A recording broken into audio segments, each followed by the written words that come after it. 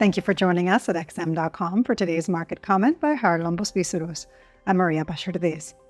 The US dollar continued marching north against all but one of the other major currencies on Wednesday, gaining the most against the euro and losing only versus the Canadian dollar, which may have received support from the surge in oil prices.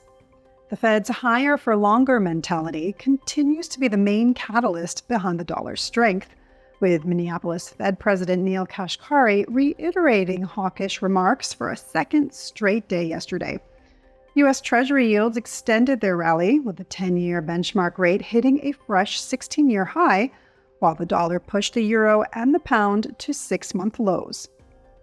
Dollar-yen hit an 11-month high, despite fresh intervention warnings by Japan's finance minister, who said today that they will not rule out any options to deal with excessive currency volatility.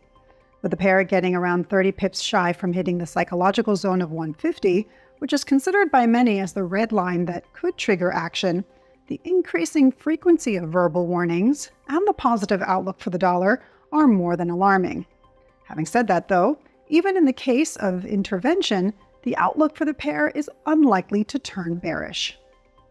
Oil prices surged around 3.5% yesterday and extended their rally today, as data showed that U.S. crude stocks fell by nearly 2.2 million barrels last week, far exceeding expectations of a 320,000 barrel drop. The tumble in U.S. inventories comes on top of Saudi Arabia and Russia's decision to extend their production cuts until the end of the year. Heading into winter, worries about supply tightness may continue pushing prices north, but whether this will evolve into a long-lasting uptrend is questionable. The challenges facing China and Europe, the two largest oil consumers in the world behind the U.S., could further dent demand, something that may start being reflected in prices at some point in the future. Despite the surge in Treasury yields and the dollar's gains, Wall Street ended Wednesday's session mixed. Although the Dow Jones slid somewhat, the S&P 500 finished virtually unchanged, while the Nasdaq added some gains. That said, the risk of further declines remains firmly on the table.